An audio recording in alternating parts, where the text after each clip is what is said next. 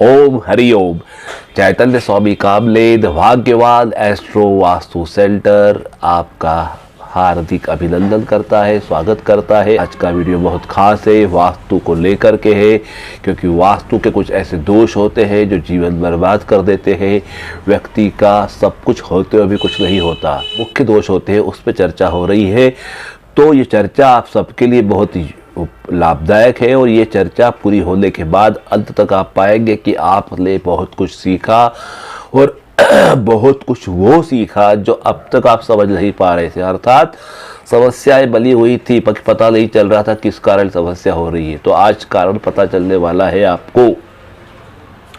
तो इस वास्तु के जो वीडियो हम बना रहे हैं तो देखें आप, और इसमें बताए जा रहे लक्षण को समझें और अपनी समस्याओं को आप खुद भी दूर कर सकते हैं और चाहे तो हमसे संपर्क भी कर सकते हैं। तो चलिए ज़्यादा समय न लेते हुए आपकी और चर्चा के बीच बाधा न बनते हुए शुरू करते हैं आज का वीडियो। तो वास्तु दोष क्या होता है और मुख्य वास्तु दोष क्या होते हैं, ये प्लस उनके लक्षण क्या है। अगर आपको वास्तु का ज्ञान नहीं है कोई दिक्कत नहीं, कोई बात नहीं, पर लक्षण तो आपको महसूस होते होंगे कि आपके साथ क्या घटना घट रही है। तो इसीलिए आपको दोनों चीज़ बता रहे हैं, दोष भी बता रहे हैं और उनके लक्षण भी बता रहे हैं, ताकि आप अच्छे से भली भांति समझ सके। तो सर्वप्रथम हम आते हैं आपके वास्तु के दोष पे कि दोष वास्तु में कहाँ कहाँ कैसे हो सकते हैं। लेकिन उसके पहले छोटा सा एक बात जानकारी बता देना चाहूँगा आपको कि वास्तु में क्या होता है। आप जहाँ रहते हैं उसको वास्तविक कहते हैं, उसको वास्तु कहते हैं। चाहे वो दुकान, आपको मकान, दुकान, घर जो होता है, जो प्लाट है, भूमि जो आपके पास है, वो भूखंड जो है वो आपका वास्तु है। वास्तु में 10 दिशाएं होती है, पूर्व, पश्चिम, उत्तर, दक्षिण, 4 दिशाएं मुख्य होती है। और इन 4 दिशाओं के जो जहाँ दो दिशाएं मिलती है, वो 2 दिशा जहाँ मिलती है वहाँ कोना बन जाता है, उस कोने को भी दिशा कहते हैं। तो 4 कोने बन जाते हैं, तो 4 और 4 8 दिशाएं हो जाती है। ऊपर ब्रह्मांड होता है, नीचे जमीन होती है, अनंत बोलते हैं। इस प्रकार टोटल 10 दिशाओं को वास्तु में जोड़ा गया है। अब ये मुख्य जो 10 दिशाएं हैं, मुख्य है पूर्व, पश्चिम, उत्तर, दक्षिण, 4 दिशाएं। जहाँ पूर्व और उत्तर का कोना मिल जाता है, वो जो कोना होता है, पूर्व दिशा और उत्तर दिशा की दीवार जहाँ मिलती है वो कोना बन जाता है, वो कोना कहलाता है ईशान कोण। जहाँ पूर्व दिशा और दक्षिण दिशा दोनों दिशाओं की दीवार मिल जाती है वो कोना कहलाता है आग्नेय कोण। आग्नेय कोण। और जहाँ दक्षिण की दिशा और पश्चिम की दिशा मिल जाती है वो कहलाता है नैऋत्य कोण। और जहाँ पश्चिम और उत्तर की दिशा मिल जाती है उसको कहते हैं वायव्य कोण। तो ईस्ट, वेस्ट, नॉर्थ, साउथ ये है। जहाँ उत्तर पूर्व है वहाँ नॉर्थ ईस्ट है, जहाँ दक्षिण पूर्व है वहाँ साउथ ईस्ट है, जहाँ दक्षिण पश्चिम है वहाँ साउथ वेस्ट है, और जहाँ उत्तर पश्चिम है वहाँ नॉर्थ वेस्ट है। ठीक है, इस प्रकार से ये कोने होते हैं। अब होता क्या है कि जहाँ जो चीज़ नहीं होना चाहिए वहाँ वो जो चीज़ हो जाती है, दोष उत्पन्न हो जाता है। कहीं वजन रखना है, कहीं नहीं रखना है, कहीं हल्का रखना है, कहीं वजन रखना है, कोई दिशा पे साफ सफाई रखना है, जहाँ गंदगी हो जाती है, बहुत सी बातें ऐसी हो जाती है जो नहीं होना चाहिए। तो इसीलिए उस मुद्दे पे चर्चा कर रहे हैं। तो चलिए देखते हैं वास्तु के खास दोष कौन कौन से होते हैं जो अक्सर हमारे जीवन में हमको प्रभावित करते हैं। और कहीं ना कहीं लगभग हर घर में कोई ना कोई दोष होता ही है जिससे तकलीफें होती है, पर अज्ञानतावश हमको पता नहीं होता, इसलिए हम उसको झेलते रहते हैं, उसको सहते रहते हैं। जबकि वो ऐसा है कि उसे हम चाहे दूर करें तो उस पीड़ा को भी दूर किया जा सकता है। तो चलिए जानते हैं वास्तु के खास दोष। यहाँ पर हम 10 दिशाओं हैं, लेकिन हम आपको 10 प्रमुख वास्तु दोष के बारे में बता रहे हैं। तो चलिए जानते हैं दोष कौन कौन से। पहला दोष होता है सीढ़ियों का निर्माण। सीढ़ियाँ अगर गलत जगह बन जाती है तो उससे वास्तु का दोष आता है और उससे तरक्की बाधा आती है, कोर्ट कचहरी भी होती है, नुकसान भी होता है, और कई बार सर दर्द, सर की बीमारी वगैरह ये जो चीज़ें भी होना है वो भी होती है, और बहुत सारे और नुकसान होते हैं। तो सीढ़ियों का निर्माण अगर गलत हो जाता है तो पहला दोष। दूसरा होता है जमीनी जल संग्रह। जमीन के अंदर जो जल संग्रह करते, कुआं खुदाया, बोरिंग कराई या कहीं पानी की टंकी बनाई, आपने हौदी बनाई है जमीन के अंदर अंडरग्राउंड वाटर, उसकी जगह अगर गलत हो जाती है तो भी दोष आ जाता है। और ये दोष सबसे खतरनाक और भयानक होता है, क्योंकि यह दोष होने पर कई बार जो है व्यक्ति विक्षिप्त हो जाता है, झगड़े होते हैं, चिड़चिड़ापन आता है, शारीरिक रोग पैदा हो जाते हैं, क्योंकि हमारा शरीर का 70% भाग जो है जल है। तो जल बहुत ज़्यादा प्रभावित करता है, मन की स्थिति को प्रभावित करता है, दिमाग की स्थिति को प्रभावित करता है, और जल ही जो है इसको एक प्रकार से लक्ष्मी कहा गया है, लिक्विड बोला गया है। तो अगर ये प्रभावित होता है तो कहीं ना कहीं हमारी आवक, हमारी आय भी प्रभावित होती है। और कई बार तो बड़े बड़े मेजर फॉल्ट, बड़े बड़े शारीरिक नुकसान, आर्थिक नुकसान, बड़े बड़े शारीरिक और आर्थिक नुकसान तक भोगना पड़ जाते हैं। तीसरा दोष भी जल का ही है। ये जमीन के नीचे का जल का दोष था, अब छत के ऊपर का है। हम घरों में टंकियाँ बनाते हैं पानी की, जहाँ से पूरे घर में सप्लाई होता है पानी का, तो वो टंकी भी गलत जगह बन जाती है तो भी बहुत बड़ा दोष हो जाता है, और उससे भी कहीं ना कहीं इफेक्ट होता है, हमारे मनुष्य का जल जीवन जो है प्रभावित होता है। तो छत पर पानी की टंकी यदि गलत जगह दिशा बन जाती है तो बहुत बड़ा दोष वास्तु का आता है, और उसका बहुत भयंकर परिणाम देखने को मिलता है। अब चौथी दोष पे हम आ जाते हैं, ब्रह्म स्थान संबंधित दोष। जो ब्रह्म स्थान जो होता है, जो सेंटर जो होता है पूरे छत का, जो आकाश का जो ब्रह्म तत्व, आकाश तत्व जो होता है, ब्रह्म स्थान जो होता है, वहाँ पे अगर दोष आ जाता है, उस जगह पे कुछ ऐसी चीज़ हो जाती है जो नहीं होना चाहिए, तो भी दोष होता है। कई बार ऐसे दोष के कारण पेट संबंधी बीमारी, गैस्ट्रिक ट्रबल, आपकी आंतड़ियों की समस्या या कुछ और पेट से संबंधित बीमारियाँ होती है, जैसे जो खतरनाक बीमारियां होती है पेट की, आंतड़ियों की, लीवर की, और लीवर पे स्वेलिंग आना, या फैटी लीवर होना, या बवासीर होना, या ऐसी कुछ और बीमारी जो होती है, भगंदर, फिस्चुरा वगैरह, या पेट संबंधी बीमारी होने, गैस्ट्रिक ट्रबल होने से सर दर्द वगैरह ये होते हैं। क्योंकि बीमारी का मूल जो खास कारण हमारा पेट ही है। पेट खराब रहेगा तो व्यक्ति का पूरा सिस्टम खराब हो जाएगा। तो कॉन्स्टिपेशन समस्या अक्सर इस ऐसी वास्तु में पाई जाती है। जो लोग वहाँ रहते हैं उनको एक कॉन्स्टिपेशन की समस्या होती ही होती है। पांचवा जो अगला दोष है वो रसोई कक्ष का है, कि जहाँ किचन कहाँ होना चाहिए, रसोई कहाँ बननी चाहिए, अग्नि का स्थान कहाँ होना चाहिए, ये जो डिसाइड होता है, ये अगर गलत हो जाता है, मतलब गलत जगह रसोई बन जाती है, तो एक तो खाना हजम नहीं होता, ये जो खाया हुआ है वो लगता नहीं, हजम नहीं होता है, या उस खाने में दोष विकार आ जाते हैं, तो उससे चिड़चिड़ापन, मानसिक अशांति, उन्माद आ जाता है।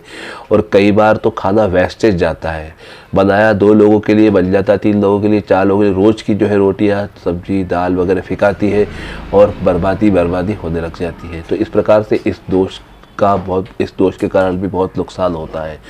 छठा दोष जो होता है बागीचा या फुलवारी, कहाँ आपको घास उगाना है, कहाँ पेड़ पौधे लगाना है, ये भी वास्तु हिसाब से होना चाहिए। अगर सही जगह लगा दिए तो आप बहुत तरक्की कर सकते हैं, मालामाल हो सकते हैं, और गलत जगह लगाए तो कई अनचाही समस्याएं अक्सर आपके सामने मुंह फैलाए खड़ी हो जाती है। यह देखने में आता है। शौचालय या स्नानागार का दोष, मतलब शौचालय कहाँ बनना चाहिए, स्नानागार कहाँ बनना चाहिए, हमाम जिसको बोलते हैं, बाथरूम जिसको बोलते हैं, जहाँ हम नहाते हैं वो स्नानागार होता है, जहाँ हम शौच करते हैं, दिशा जाते हैं, वो शौचालय होता है। तो ये दोनों कहाँ होना चाहिए, शौचालय व स्नानागार का दोष जो होता है वह बहुत भयंकर परिणाम देने वाला होता है। इसलिए स्नान कहाँ करना है, शौच कहाँ जाना है वह, क्योंकि ये इसलिए भी बताना जा रहा हूँ कि आजकल के समय पे हमारे घरों में हम जो है जगह कम होती है, फ्लैट सिस्टम होता है, तो उसके कारण क्या होता है कि लेट अटैच बाथ हो जाते हैं, जो बाथरूम लेटरिन अटैच कर देते हैं, और दोनों ही एक जगह एक कमरे में होते हैं, लेटरिन भी वही होती है, बाथरूम में वही होती है, वही नहाना होता है, वही शौचालय होता है। तो ऐसे में जो है ये दोष और ज़्यादा प्रभावी हो जाता है, और कई बार बहुत गंभीर बीमारियों का कारण बन जाता है। तो ये बहुत बड़ा दोष है शौचालय और स्नानागार का। अब इसमें जो सबसे मेजर एक और दोष आता है, हमारे जो भूखंड है या जो हमारा वास्तु, जहाँ मकान हमारा है, दुकान है, उसका मुख्य द्वार कैसा है, प्रवेश द्वार कैसा है, उसके द्वार के सामने कोई अवरोध है क्या, जैसे कोई बड़ा झाड़ है क्या, बड़ा खंबा है क्या, या बड़ा पहाड़ है क्या, बड़ी बिल्डिंग है क्या बिल्कुल दरवाजे के ठीक सामने, या फिर कोई रास्ता टी पे तो नहीं है आपका मकान, या आपके मकान का नहर मुखी है, गौमुखी है, कैसा है आपका मकान का मुख्य द्वार, और साथ ही साथ किस जगह वो द्वार वास्तु के चक्र के हिसाब से बना है। अगर सही जगह बना है तो वो वास्तु आपको बहुत फलीभूत होगा, वहाँ आपको सब प्रकार के लाभ मिलेंगे। और इन शॉर्ट अगर पहले जाऊँ मैं तो एफर्ट कम लगेंगे, परिश्रम कम होगा और लाभ ज़्यादा होगा, उसको बोलते हैं लाभ। जब परिश्रम कम हो, एफर्ट कम हो और फ़ायदा बहुत ज़्यादा हो जाए। और इसके विपरीत हाल ही कब होती है, जब बहुत सारे एफर्ट करते हैं, बहुत सारे प्रयास करते हैं और फ़ायदा जरा सा होता है, ऊँट के मुंह में जीरा। तो इसलिए ये जो है, अगर प्रवेश द्वार उसका द्वार दोष है तो भी बहुत तकलीफ देता है। तो अगला दोष है भूमि की समृद्धि का परीक्षण। भूमि कैसी है वहाँ से शुरुआत होती है। हमने प्लाट लिया, मकान बनाया, पर वो प्लाट कैसा है, वो भूमि कैसी है, उस भूमि का ऑरा कैसा है, वहाँ नेगेटिव एनर्जी है, पॉजिटिव एनर्जी है, न्यूट्रल है, कैसा है, वहाँ का जो अर्थ है, वो जो ज़मीन है, जो मिट्टी है, वो कैसी है, उसके क्या लक्षण है, वो सब निर्भर करता है। वो समृद्ध करने वाली है या खाने वाली है। खाने वाली से मतलब वहाँ कुछ भी लो, कितना भी लो, बचता ही नहीं या ख़त्म हो जाता है। मतलब प्यासी जिसको ज़मीन बोलते हैं, वो कभी तृप्त नहीं होती। और वही कुछ ज़मीन ऐसी होती है जो कि बहुत समृद्धिदायक होती है, फलीभूत होती है। वहाँ जाने के बाद तरक्की होती है, व्यक्ति के मांगलिक कार्य होते हैं, शादी विवाह आदि होते हैं, संतान होते हैं, धंधे में बरकत होती है, नौकरी में पदोन्नति होती है, प्रमोशन होता है और आगे स्टेबिलिटी बढ़ती है। तो ये दो प्रकार की भूमि होती है, अच्छी और बुरी। तो उसका परीक्षण करना बहुत ज़रूरी है। ये एक बहुत बड़ा वास्तु दोष इसमें आ जाता है। वो तो लगभग 99.99% घरों में पाया जाता है। आप सोचेंगे ये कैसे हो सकता है, तो बता दूं आपको मैं कि अक्सर हम लोग बजट के हिसाब से काम करते हैं या कई बार पसंद के कारण। जैसे क्या होता है कि हम जो घर बना रहे हैं, उस घर में जो फर्नीचर लगा रहे हैं, दरवाजे, खिड़की वगैरह या अलमीरा या कोई अच्छा पलंग या ऐसा कुछ ऐसा, तो क्या होता है कई बार कोई पुरानी चीज़ें स्क्रैप की जो होती सस्ते मिल जाती है, तो हम उसको ले आते हैं।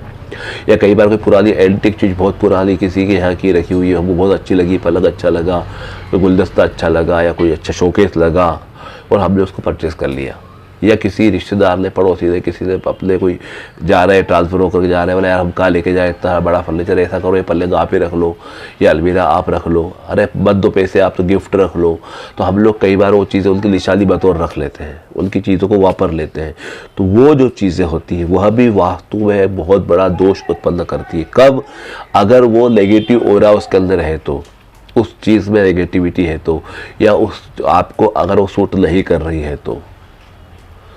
कई बार जैसे कोई सुसाइड कर चुका है किसी घर में, उसका उसको तोड़ के बाद बरसों बाद उस तोड़ा, उसको नया बेचा, मलबा उसका स्क्रैप बेचा, नया बनाया मकान, और वो मलबा बेचा तो उसमें खिड़की लेकर गई, दरवाज़ा लेकर गया, और दरवाज़ा खिड़की आपको अच्छा लगा, पुराना था, सागवान का था, बढ़िया, आप उसको सस्ते में लेके आ गए तो भी, या वहाँ के सरिये वगैरह उस घर के या ऐसी चीज़ें जो पुरानी स्क्रैप की थी वो लेके आ गए। तो ये जो चीज़ें होती है वास्तु दोष उत्पन्न करती है। पुराने किसी के कपड़े हुए, जूते हुए या कोई वस्तु हुई, जो चीज़ आपको तकलीफ़ देती है। तो ये जो चीज़ें हैं ये बहुत महत्वपूर्ण होती है। तो ये 10 प्रकार के मुख्य दोष होते हैं जो कि आदमी को तकलीफ़ देते हैं, अक्सर देखने में आते हैं और कहीं ना कहीं प्रभाव डालते हैं। कैसे वास्तु दोष को जांचा जाए, परखा जाए। तो चलिए अब हम आते हैं लक्षणों के ऊपर। हमारे पास टोटल 9 लक्षण है, 9 सिम्टम्स आर देयर। 9 लक्षण है जो कि हम आपको बताने जा रहे हैं, जिससे आप परख सकते हैं कि क्या वाकई में आपके घर में वास्तु दोष है। यदि इसमें से कुछ भी आपके यहाँ घट रहा है, कुछ ऐसा हो रहा है, इसमें से कुछ जो आप महसूस कर रहे हैं कि हाँ ये बोल रहे हैं स्वामी जी ऐसा हमारे साथ हो रहा है, तो यकीन मानिए कहीं ना कहीं आपके वास्तु में दोष जरूर है। तो चलिए शुरुआत करते हैं लक्षणों से।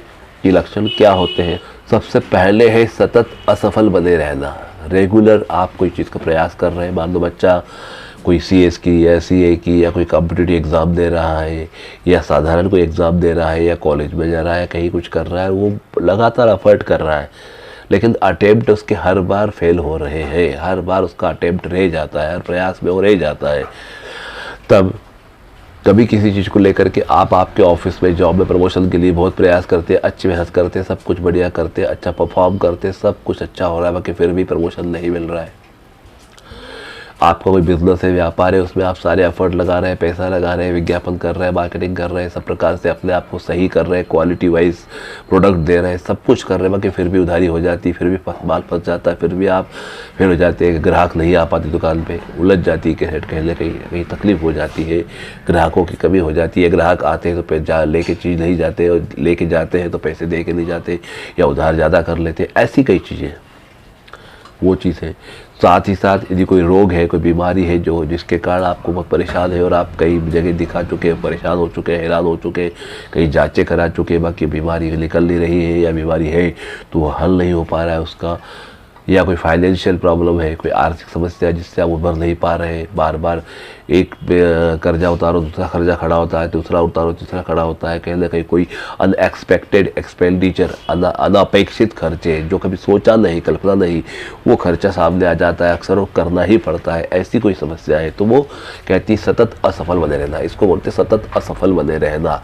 तो यदि आपके यहाँ ऐसा कुछ है तो वास्तु का दोष है। अब अगला लक्षण क्या होता है देखिए, कर्ज का बोझ कम न होना। जैसे मैंने कहा कर्ज का बोझ एक कर्जा उतरता है, दूसरा कर्जा चढ़ जाता है, तीसरा उतरता चौथा चढ़ जाता है, मतलब कर्ज कम ही नहीं होता, कहीं ना कहीं दिमाग पे सर पे कर्जा बना रहता है, ये दूसरा दोष है। अब तीसरा दोष कौन सा देखते हैं अपन, कोर्ट कचहरी से परेशान होना, कहीं ना कहीं वाद विवाद बने रहते हैं भाइयों में, आपस में पैतृक संपत्ति को लेकर के, विवाह के बाद पति पत्नी के बीच में, या किसी और प्रकार से कोई वाद विवाद, या कोई कोर्ट कचहरी का मामला, या कोई क्राइम हो जाता है, कोई केस बन जाता है, पुलिस केस हो जाता है, कोर्ट कचहरी हो जाती है, कोई चेक बाउंस का हो गया, किसी प्रकार का कोई सा भी कोर्ट केस कचहरी जो आपके साथ सतत चल रही है, तो कोई केस लंबा चल रहा हो तो, या एक केस से फ्री होते दूसरा केस चालू हो जाता है, तो सतत पुलिस का कोर्ट कचहरी का सामना करना पड़ता है आपको बार बार, तो यह भी एक वास्तु दोष का मुख्य कारण है।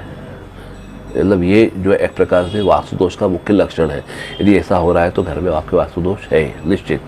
घर में कोई ना कोई हमेशा बीमार रहे, गंभीर रोग रहे, जटिल समस्या रहे, जिसका गंभीर रोग, जटिल रोग जिसका इलाज नहीं हो पा रहा हो, कोई लाइलाज बीमारी से ग्रस्त हो, या भले बीमारी छोटी मोटी हो बाकी वो सही नहीं हो पा रही हो, तो ये भी एक वास्तु के दोष के कारण होता है। इसका अर्थ मतलब घर में वास्तु दोष है।